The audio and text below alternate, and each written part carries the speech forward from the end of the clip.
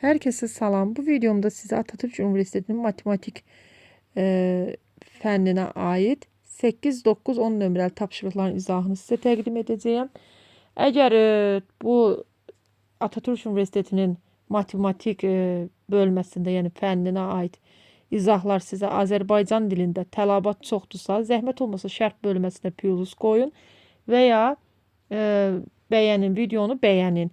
Nə qədər çox tələbat olsa, yəni nə qədər çox şərh və bəyənmə olsa, mən ona uyğun olaraq sizə bütün bu matematik fənninin hər birinin izahını Azərbaycan dilində təqdim edə bilərəm. Baxaq 8 nömrəli tapşırığa. Deyir, bankaya yıllıq 4% faizlə yatırılan 300 TL 2 yıl sonra faizi ilə birlikdə kaç TL olur? S burada bilirsiniz nədir bu? Bizim sadə faiz artımı düsturudur və bunu bu cür əzbərləmək lazımdır. S bərabərdir. S1 S sonqi məbləğdir. S1 ilkin məbləğdir. Bir üstə gəl. N burada illərin sayıdır. R faizdir. Bölünsün 100. Bərabərdir. S1'imiz neçədir? S1'imiz 300'dür. 300 qoyulub. 300 TL. Bir üstə gəl. N neçədir? 2 idi. R neçədir? 4'dür. R faiz idi də 4% deyir orada. 4% olduğuna göre 4'dür. 100 bərabərdir. 300 deməli burada bir üstə gəl olacaq %8. Və 300'ü vurmaq üçün 100 qalır məxrəc. Biri ortaq məxrəc eləyəndə 1 olacaq 100 üstə gəl 8 bərabərdir. Burada 300 vurulsun %108. O da bərabərdir. Sıfırlar ixtisar gedir. 300 yəni 100'ə ixtisar gedir. Belə də deyə bilərik. 3 vurulsun 108. Burada olur 324. 324 olacaq. Cavab olur 324. Yəni 2 ildən sonra bu məbləğ 324 olur. Deməli 8'də. D variantıdır. Mən ekranı ilə yerləşdirim ki, siz hər biriniz görəsiniz. 8'də D variantıdır. İndi isə keçək 9'un həllinə. Bir araç iki şehir arasını 8 saatte gidiyor. Hızını saatte 30 kilometre daha artırarsa iki şehir arasına 6 saatte gidecektir. Buna göre bu şehirler arası kaç kilometredir? 8 saatte gedir. Deməli, hızını 30 kilometr daha artırırsa, saatdə 30 burada sürətdir. Burada 30 kilometr verir saatdə, amma bu məsafə deyil. Saatdə 30 deyəndə V bərabərdir 30 kilometr saat nəzərdə tutulur. İki şəhər arasında 6 saatdə gedəcək. Buna görə şəhərlər arası kaç məsafədir? Yəni kaç kilometrdir? Belə eləyəcəyik. Bizim bildiyimizə görə yolun düsturu necə idi? S bərabərdir V vurulsun T. S burada yoldur, yəni məsafədir. V sürətdir. T isə zamandır. Zaman, yəni vaxt.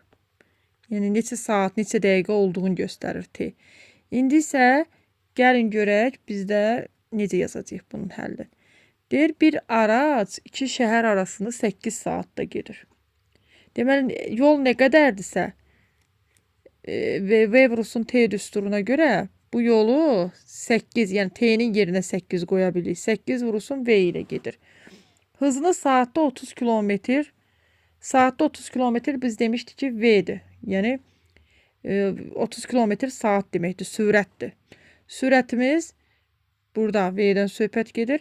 30 kilometr saat artarsa, yəni bu S1 məsafəsi S2 üçün, yəni digər məsafə üçün V üstə gəl 30 kilometr sürəti artırdıq. 6 saatdə gedəcək. T'nin də yerinə 6 yazdıq. Və burada görürük ki, məsafə onsuz da dəyişmir.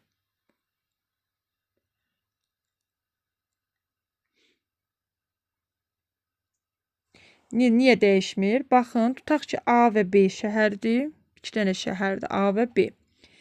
Məsəl üçün, əgər bunlar arasında 50 kilometrdirsə, bu 50 kilometrə gedəcək də. Yəni sürət nə qədər olur olsun, vaxt nə qədər olur olsun, bu 50 kilometr gedəcək.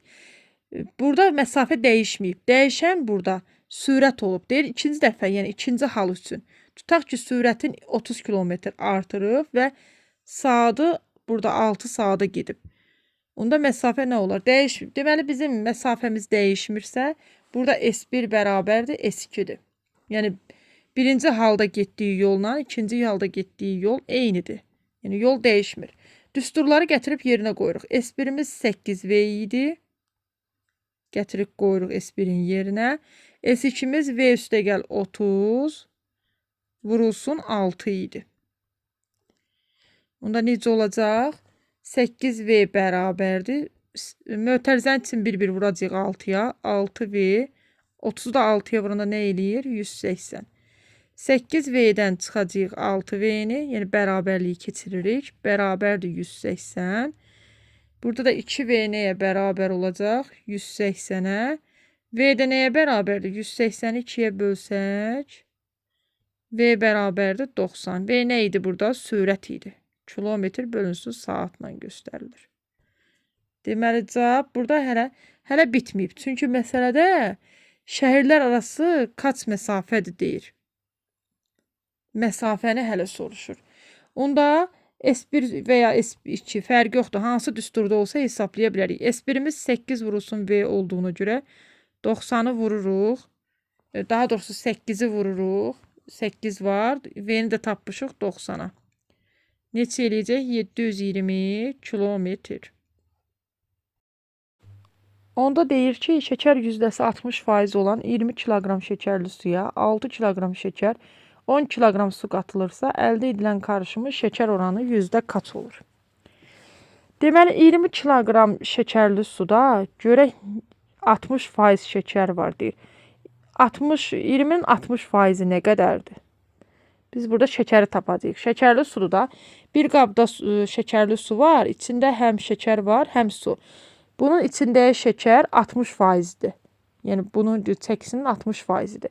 Sıfırları ixtisarı gedirik, eləyir 12. Deməli, 20 kiloqram şəkərli suda 12 kiloqram şəkər var. 12 kiloqram şəkər varsa, neçə kiloqram su var? 20-dən 12 çıxanda 8 kiloqramı da sudur. 20 kiloqramın 12 kiloqramı şəkər, 8 kiloqramı sudur. 6 kiloqram şəkər və 10 kiloqram su qatılırsa, əldə edilən qarışımın. Deməli, belə deyək də, 20-nin 6 kiloqram şəkər, 10 kiloqram su qatılsa. 20-nin üzərinə nə qədər gəliblər? 6 kiloqram şəkər və 10 kiloqram su. Bu olub 36 kiloqram. Yenə qarışım oldu, indi 36 kiloqram. Biz 20 kiloqramlıq qarışımın 20 kiloqram qarışımın 12 kiloqramında şəkərinin 40% olduğunu bilirik. 40 deyil, üzr istəyirəm, 60% olduğunu. 60% olduğunu bilirik. Amma 36 kiloqram şəkərdə 12-nin üzərinə 6 kiloqram şəkər gəliblər də 18 kiloqramının neçə faiz olduğunu bilmirik. Bunu onda belə yazacağıq.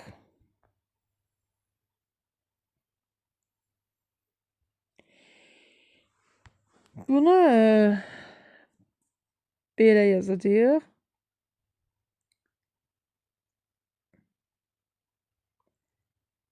Bu cür misallarda, yəni üç tərəfli olanda, baxın, çarpaz vurma üsulundan istifadə edirlər. Çarpaz vurma nədir?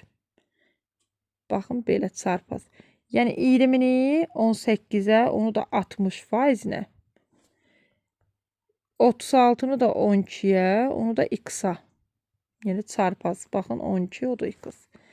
Burada deməli, x bərabər olar. 20 vur 18 vur 60 böl 36 vur 12.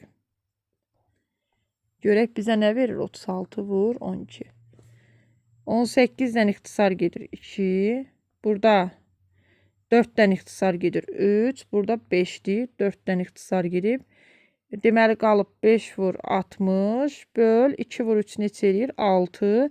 Bu da 60 da 6 ilə ixtisar gedir 10 qalır. 5 vur 10 bərabərdir 50.